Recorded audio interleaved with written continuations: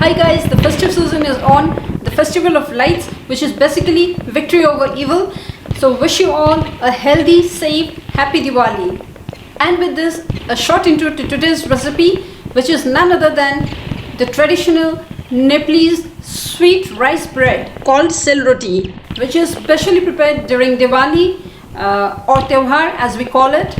And the basic ingredients are rice flour, sugar, butter and milk. But I'm gonna make it extra delicious for you by using my own special mixture of recipes.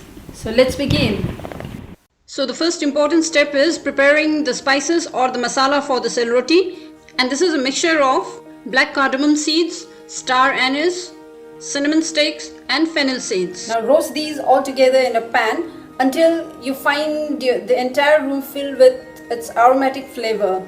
But make sure you don't burn them. Then having cooled down completely, blend them in a mixie grinder and make a fine powder like this. And this powder you can use in many other delicacies, not only in Sail Roti, you can even use sometimes in pancakes, even masala tea cakes. So it's very useful. You can make a jar and keep it. I had made this and right now I have only this much. You can store it for a year or two. You can store this in an airtight container or a jar and use this whenever required. I'm taking a big bowl here. So the first thing, the main ingredient is the rice flour. So here I have taken 310 grams of rice flour. That's almost 2 cups. And the rice flour, actually traditionally it's prepared at home. Soak the rice overnight and grind it in a grinder. But this one is store bought, so it's ready made. So on this I'm adding plain flour, all purpose flour or maida, 80 grams. This is 2 times of half a cup. And 65 grams of the whole wheat flour or atta. Adding these maida and atta will make the Sail Rotis much more softer inside than the usual hard Sail Rotis made out of only rice flour. Just mix them all. If you want to prepare a large quantity of Sail Rotis, then you can double up the measurements. On this I'll add sugar. Now sugar I'm using 200 grams, around 1 cup. You can add sugar as per your taste. But this quantity for this amount of flour gonna be neither too sweet nor too mild. Now upon this I'll be adding the masala, the spices, the one I had prepared. So I'll use around half tablespoon of. Now before I add in other ingredients, let me mix them. Some even add a little bit of semolina in it for that grainy texture. Okay, now it's time to add the butter, and butter I'm using 65 grams. Butter will add taste.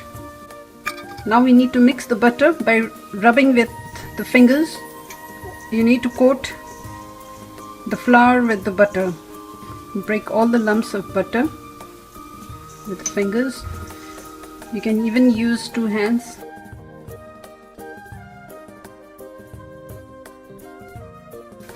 Now this can take around 5 minutes.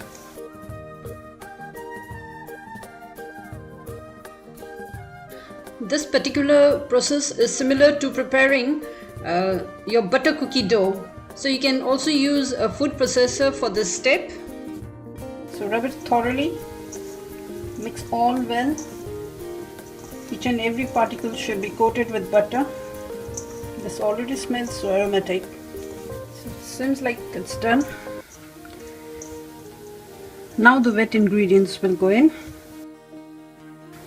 As for the wet ingredients, I've taken here milk 100 ml. So we'll do it with a hand.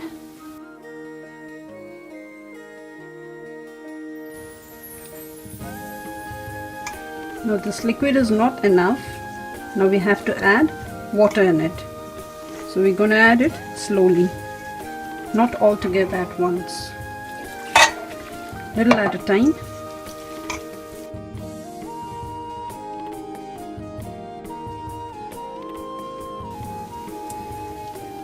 We need to break all the lumps and make a very smooth batter. The This might take around 8 to 10 minutes. And then we'll need to rest the batter for at least 1 hour. So first let me break all the lumps and then check the consistency, the flow of the batter. So this takes around 8 to 10 minutes. Let's check the consistency as well. This seems the flow is good.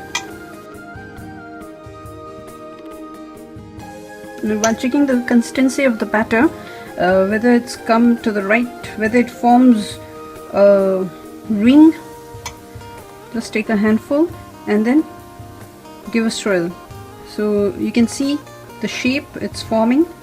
Having reached this consistency, if you add more water in it while frying, you will get flat sail rotis rather than the round and wholesome ones. And I used total 300 ml of water. So cover this and let it rest. Now let this rest for an hour. Now begins the actual process. So what we require is we need a pan, a thick bottom pan like this. I'm using this pan, and it should be a little bit bigger, spacious, so we can fry either 2 or 3 sail rotis at a time. The batter is shifted to another smaller bowl and it's been 1 hour resting. Now we need to put on the stove.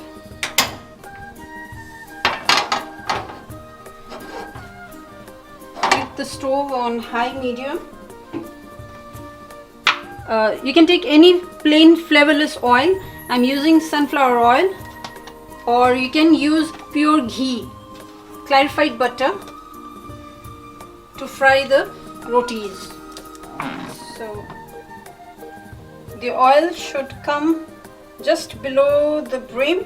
We need enough oil to deep fry the rotis. So this oil is enough. So let this heat. It might take 5 minutes to heat, and let this oil come to a boiling point. So till then I'll show the other things required. Now this is a condensed milk tin which I gave this shape, and this will give shape to the round sail rotis we prepare. Because we do not have any particular tool, so for me this one is perfect. Whereas some take a handful of batter in their hand and pour it over the oil. Of course there are other ways as well. Everybody has their own way of producing that perfect shape, the round shape. And besides that, keep one plate on one side, and a stick is necessary.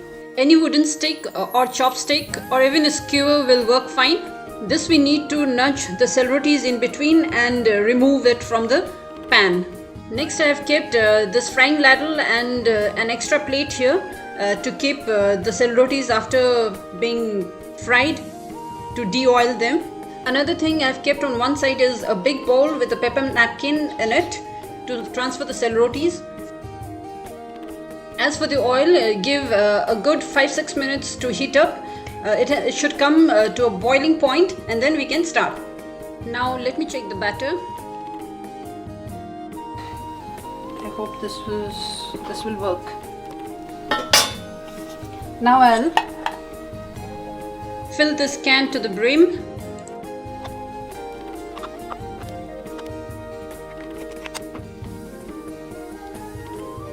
Just keep for a while till the oil gets heated. So it's been 5 minutes I've been heating this oil. Now just let me check a small dollop.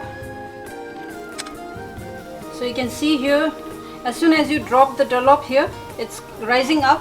So that means it's well heated. Now I can start.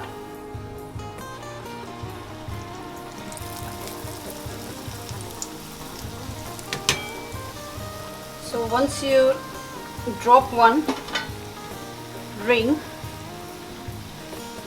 you just let it sit for a minute, for half a minute, and once it gets on one side, then we can add another ring.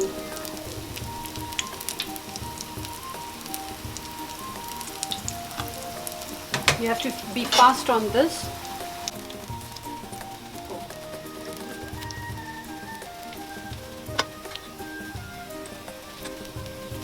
The heat has to be on medium high. You have to keep checking the heat as well. So I can add one more on this side.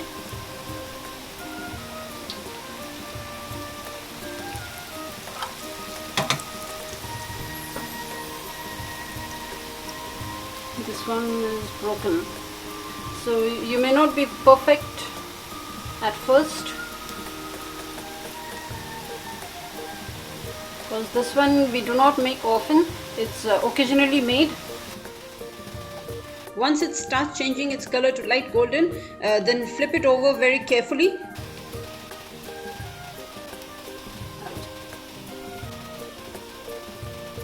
And this one batch can take around 3 minutes to get fried on both sides.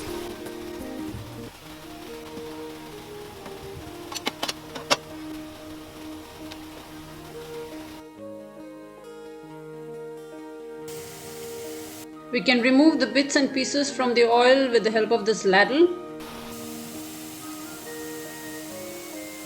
Seems this one is done. I'll just remove one by one. If you're using a longer stick or a skewer, you can remove all three at once. Drop excess oil. Do not over fry them. Once it gets deep brown, then it should be done.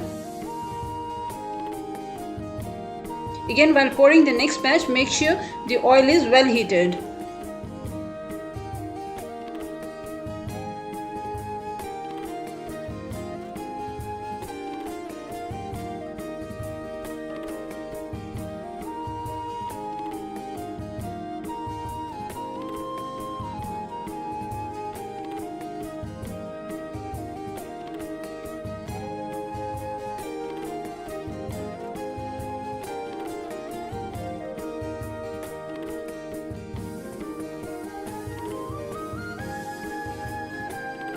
Start storing the ready ones separately and continue with the process until your batter is done.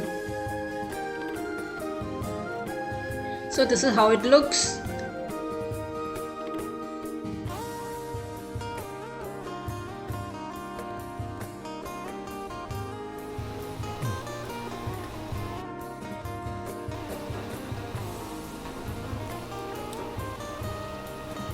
This is how it is. It's filling inside.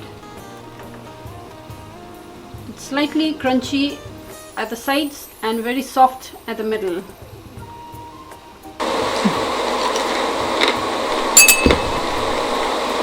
Crunchy at the outside as well as soft, and it's very delicious. The flavor, because of the spices, it's very delicious. You should definitely try this one at home.